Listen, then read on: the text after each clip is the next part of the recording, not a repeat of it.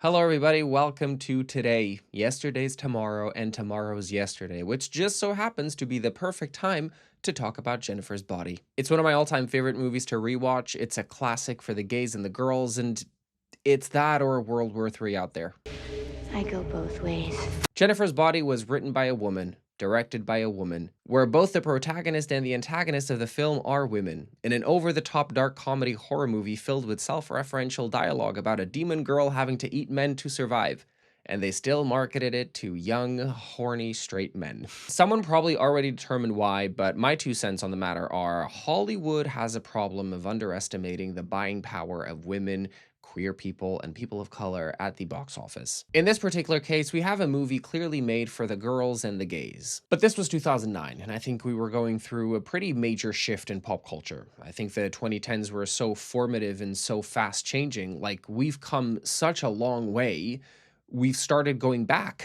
That's how dramatic it's been. Oh, you thought we were progressive in 2015? Let me show you how we can backtrack that shit real fast. Nonetheless, it was 2009 and the movie was about a hot woman eating men, and the marketing has become famously known for how bad it was. And I find it fascinating that the same marketing that tanked the movie proved its point, and the media's handling of the case proved the film's point even further. Movie executives over-sexualizing and exploiting women's bodies for their own gain, and fucking it up in the process. Jennifer's Body is such an interesting case study, not only of films of the late 2000s, but also of pop culture of the late 2000s, and how media spoke about women and women's bodies. Jennifer's Body is a product of its time and a reflection of its time, therefore it was ahead of its time. And it started with the mismanagement of the film, marketed using the very same idea the film was at its core rejecting.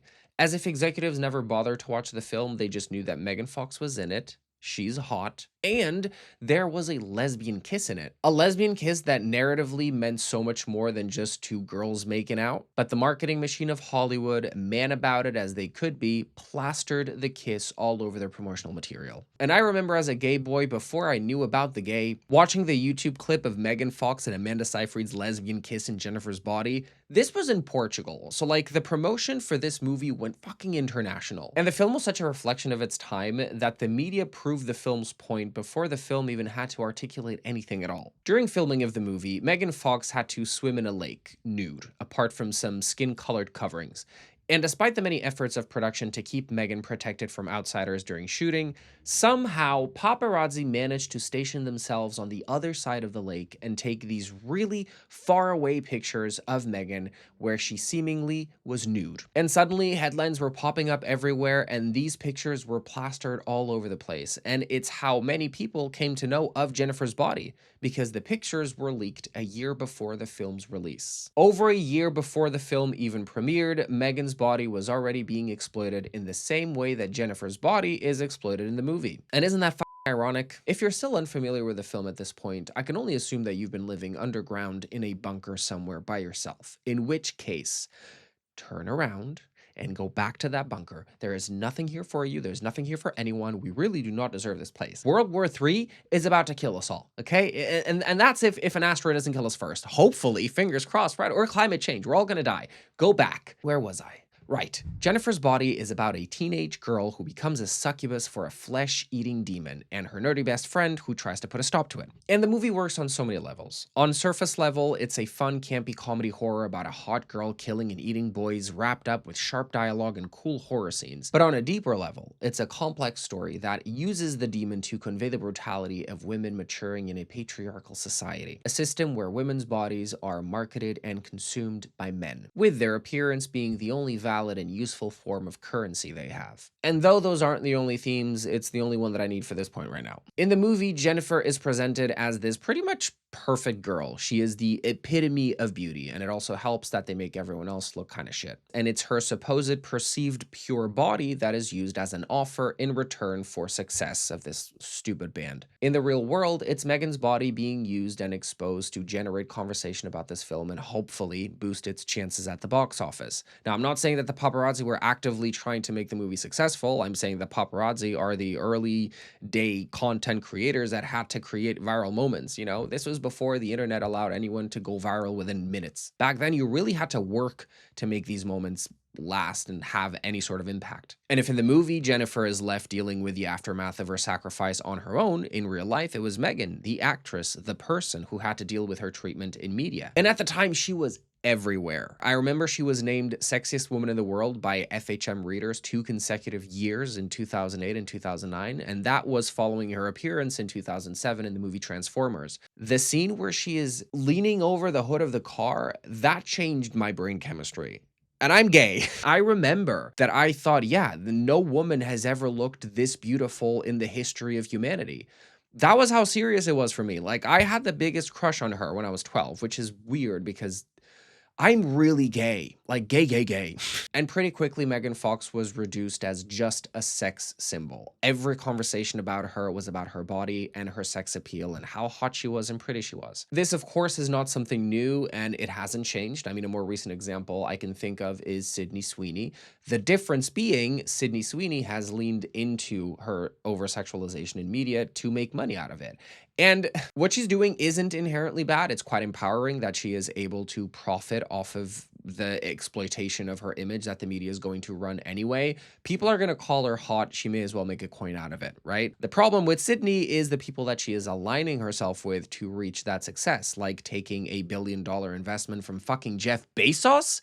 Guess that's why she attended his wedding. Or dating professional repugnant human being Scooter Brown. Or vote for a political party whose entire purpose is to someday strip her of her rights. But back to Megan, who, unlike Sydney, offered some pushback because she did want to be a serious actress. And as soon as she started offering some pushback, rumors started swirling about her and how difficult to work with she was and toxic and rude and unprofessional, all because she refused to crawl through mud and be called a sex toy. And although she remained consistently employed in the years after, her career was never the same. You could tell that she had some momentum that was absolutely killed by her refusal to go along with just being a human mannequin. And if you watch any of her movies, check out Till Death, which I think didn't get enough appreciation. So back to the movie, which was written by Diablo Cody, who many may know from writing Oscar-winning Juno, but I know her for creating United States of Terror, this absolute genius TV series with Toni Collette that I kind of want to rewatch now. Should I cover that on my channel, United States of Terror? Let me know in the comments down below. And the film, unsurprisingly, gained a cult following and is now described as a feminist cult classic. Deservedly so. Even Megan and Amanda have said that this was their favorite project to work on. My thesis is nearly complete. All that's left is to enjoy the plot breakdown. So get yourself a snack, a drink, subscribe down below, and without further ado, let's get into Jennifer's body. The movie opens slightly in the future, and Anita Needy Lesnicki, played by Amanda Seyfried, is in a mental asylum. Her internal monologue reveals they keep the inmates busy with recreational activities to keep them complacent, but not Needy. Needy is a kicker, and she gets a bunch of letters from fans. She's kind of the shit. Like this movie. Sure, it ended up in Flaw Prison, but the fans never forgot about it, and helped kick the movie back into the mainstream conversation. Speaking of kicking. Complex carbo. Anita is nasty business and she ends up in solitary confinement, which, spoiler alert, is exactly what she wanted, because she needs to break the fuck out. But before we get into that, let's go back in time to where it all began. Because truth be told, I wasn't always this cracked. this is where it all went down. The small town of Devil's Kettle in Minnesota, aptly named after a waterfall with a pothole where seemingly nothing comes out of. Never underestimate the power of a hungry twink in a dark room. It's nighttime and Jennifer is in bed watching 80s workout videos, and she looks like shit. Outside her window, Needy watches over her.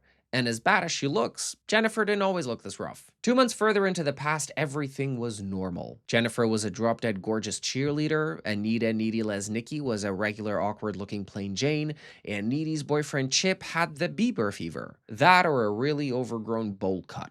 Quick side note, Needy has the best drag name. Anita. Anita Piss. Anita Drink. I need to get my shit together. Jennifer and Needy are best friends, and because they're so different, people find it hard to believe a babe like Jennifer would associate with a dork like Needy. And I find this really funny because growing up, I had a group of friends where they exclusively looked exactly like either Jennifer or Needy, nothing in between. And guess what? At the end of the day, they'd all be smoking out of the same spliff. In that same friend group, Chip would be the friendly dealer, and this guy would be his boyfriend. Like, they gathered the queer forces for this movie, I can feel it. I'm on a stat. What's up, Vagisil? We'd even call each other's names like this. That's my family right there. Jennifer invites Needy to a concert at a local bar of an indie band called Low Shoulder she saw on MySpace. You heard that right, it's MySpace time. Now, I personally never had MySpace.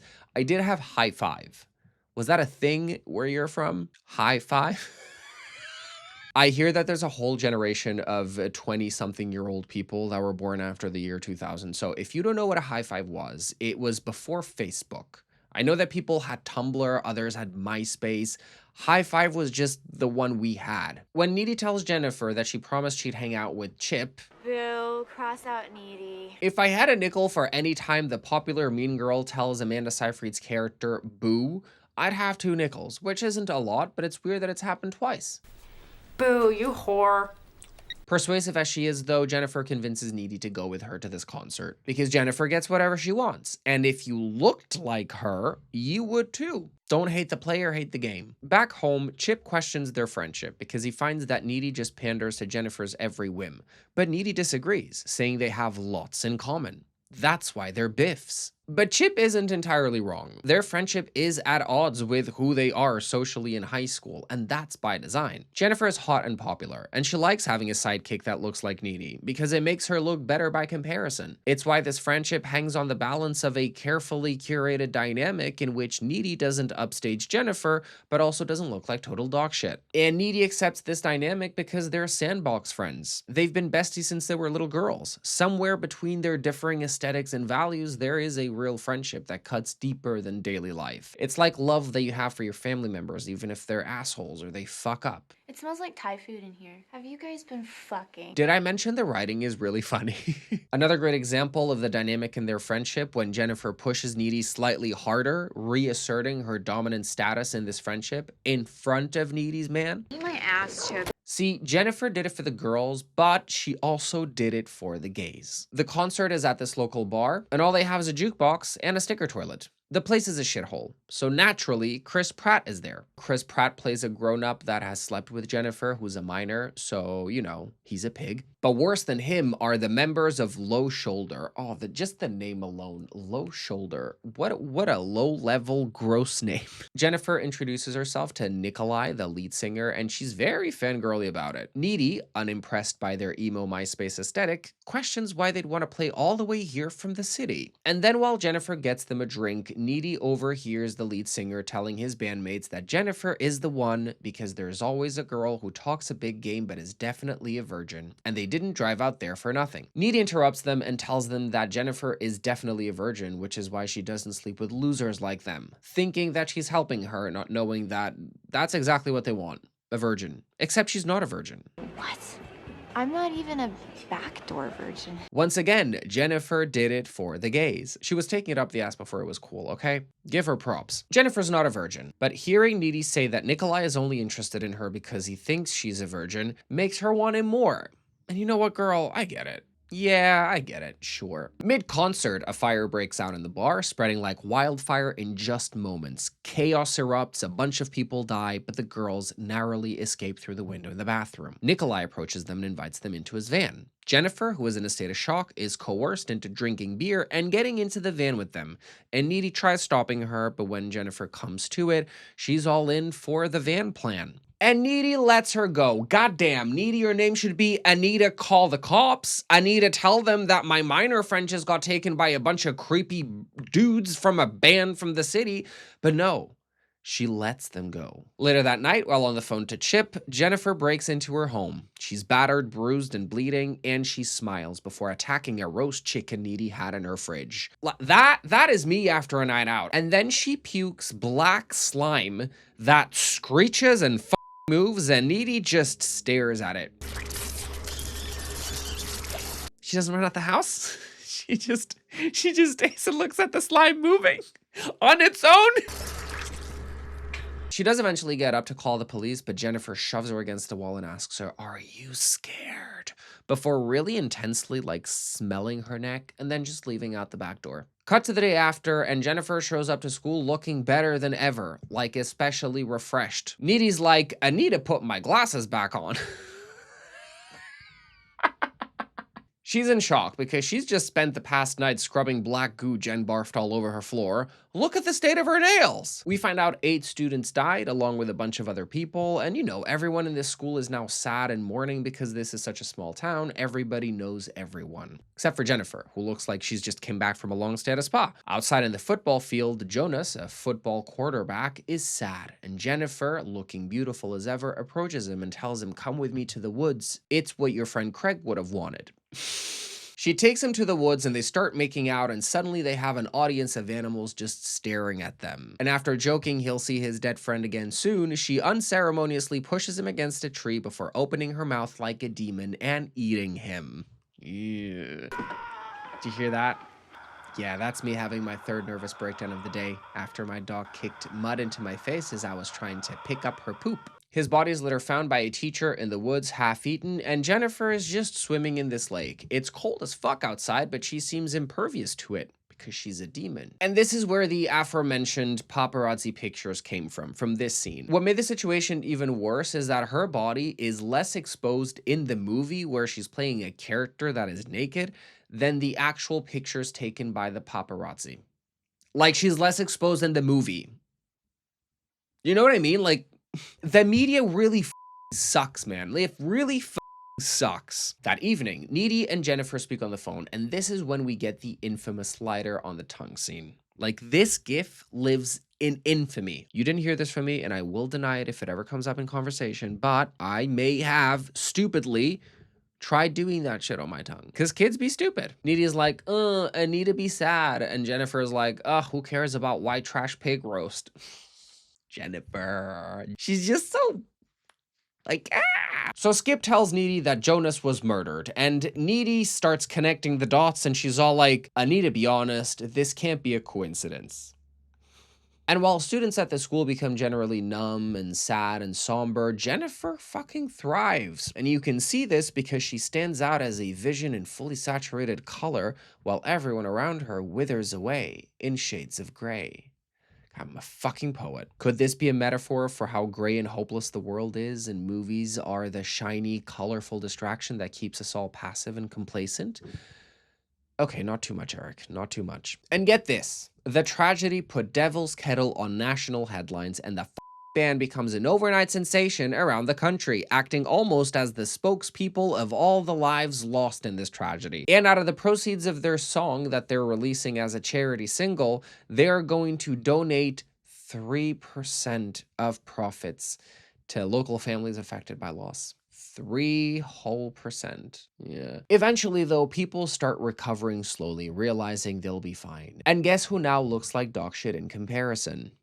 Jennifer. Mind you, she still looks absolutely unreal, but you know, for her standards, her skin is breaking out and her hair is lifeless. Colin, the emo kid, builds the courage to ask her out, but she rejects him because he's a loser. Until Needy's like, I need to say, he's actually cool. I like him.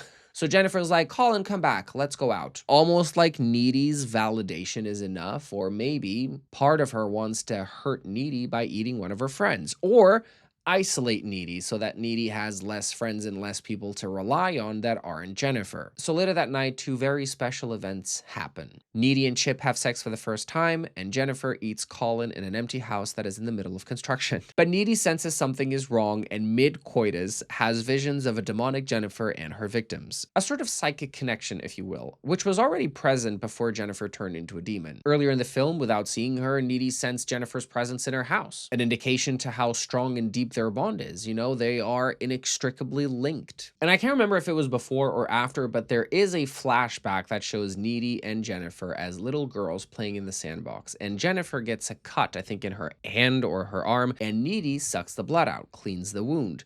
In a way, by ingesting her blood, she sort of becomes linked to Jennifer, and this like psychic connection almost is born, or at least becomes a psychic connection now that Jennifer is a succubus. You know what I mean? It's loaded with meaning, and their friendship, their connection is what really anchors this entire story. The visions get too intense, and Needy freaks out mid-sex and stops the act, and Chip's like, am I too big? Almost like proud of himself.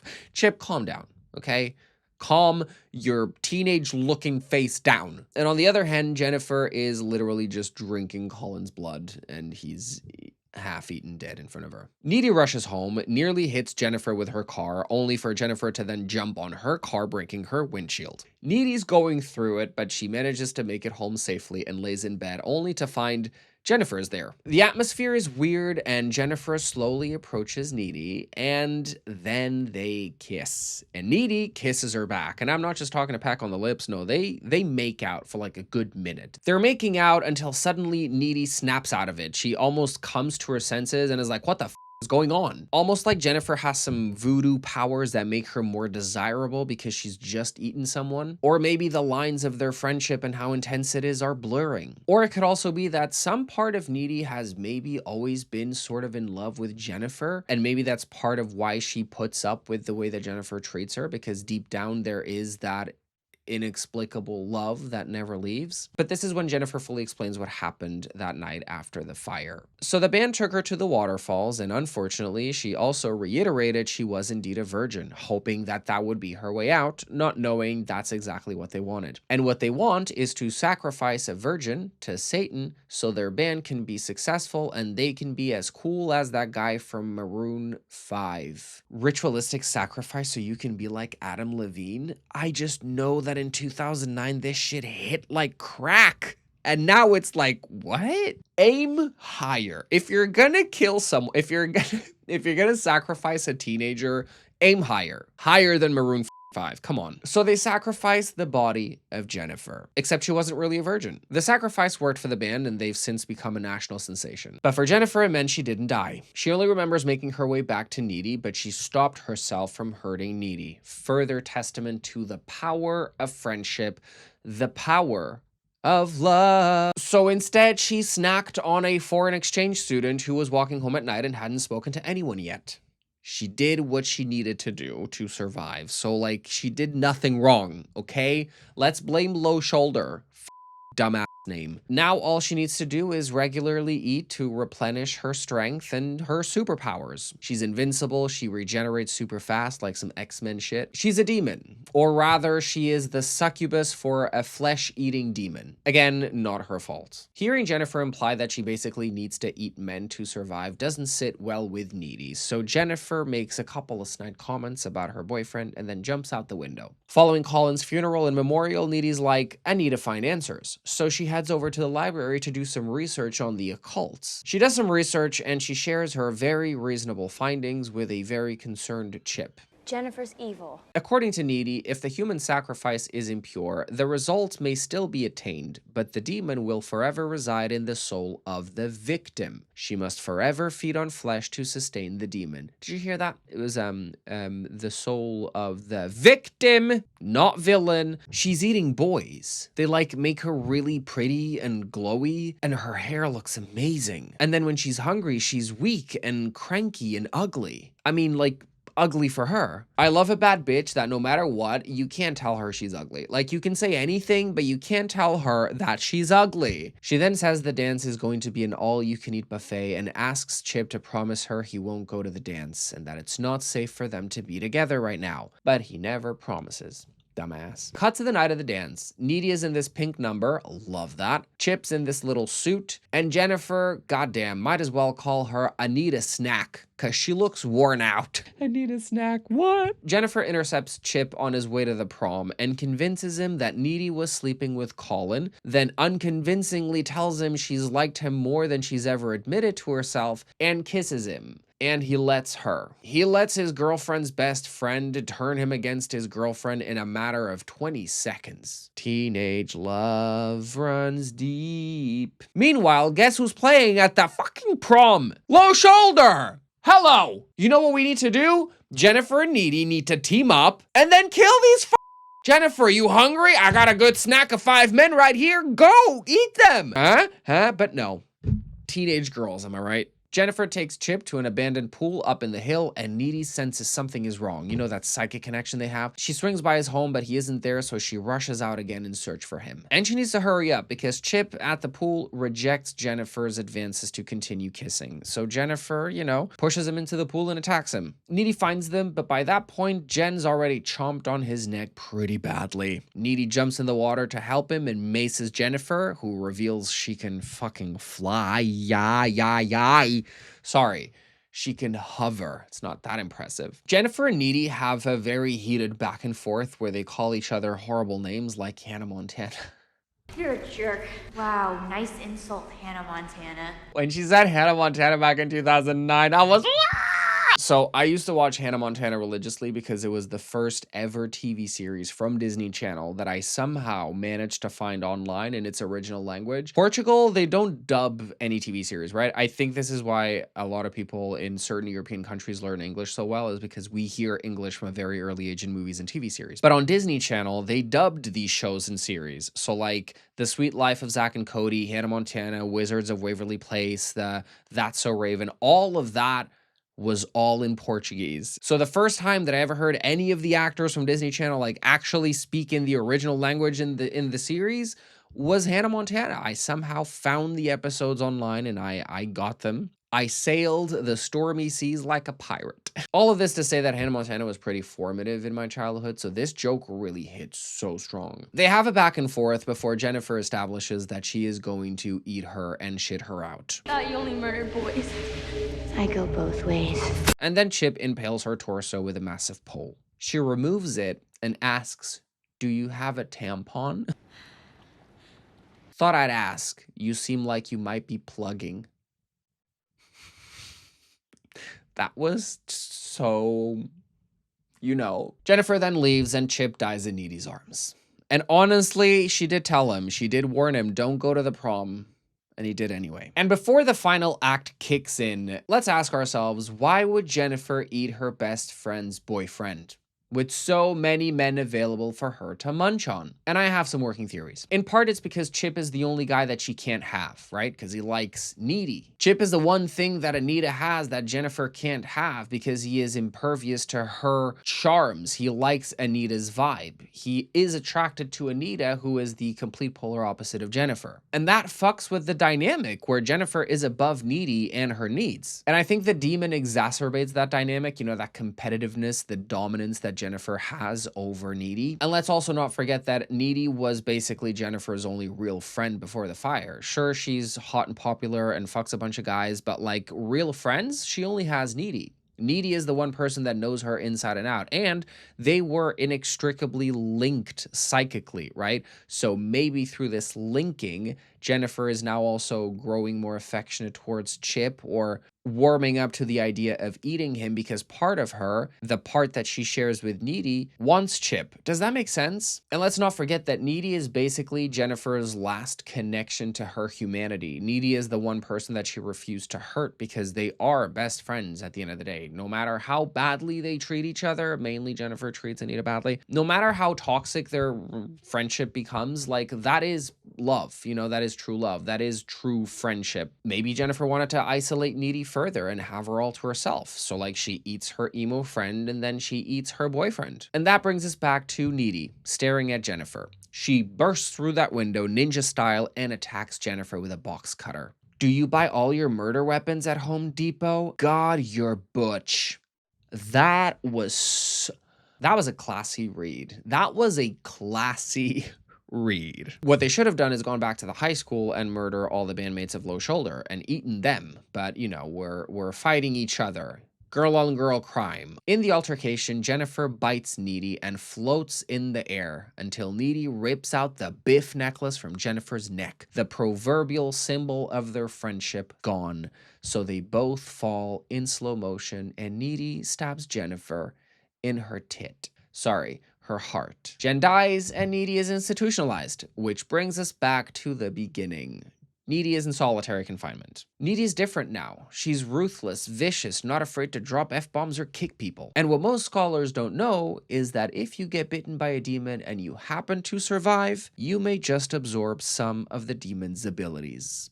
Like Needy can float now, or hover. So she breaks out of the asylum and heads towards the city to handle some business. She even finds the knife the band used to sacrifice Jennifer. Turns out the pothole has an exit hole after all. She catches a ride and heads east to see this rock band because she heard it's their last show. Woo! And as the credits roll, we get crime scene pictures of the band members who Anita, Needy, Lesnicki butchered in their hotel room as sweet revenge. And the movie ends. Hope the success was worth it, you sad, pathetic And that's the end of Jennifer's Body, an absolute cult classic, a masterpiece that does so much more than simply having a hot girl eating boys. But you know what? If that gets you through the door, just wait and see what we got in store. Am I a poet? Because that didn't make any sense, but it rhymed. You know what I mean? Like, this is serious for me. Yeah, and I think that's it for today, guys. Thank you so much for tuning in. If you like this video, make sure to leave it a like down below. Subscribe to my channel if you haven't already. That would be rude. And click that bell notification so you never miss a future upload from me. Okay, this is only for the people who stay until the very end. You may not know, but the second video that I've posted on my channel, that I ever posted, was Gone Girl. Now, you won't find that video anymore. It's long gone. So, you know, lucky few that saw it. I have, though, been thinking about redoing that video because there's a lot more that I want to say. I think I'm thinking of redoing. I don't know. Would you guys want StutterBox doing Gone Girl? Because that is one of my favorite movies of all time. It's my favorite book of all time. Yeah. So if you want to watch Gone Girl, let me know in the comments down below. Comment an emoji of a woman running. Yeah, do that. Okay, cool. And until next time, stay safe, stay sane, stay stupid, and stay stuttering. Bye, guys.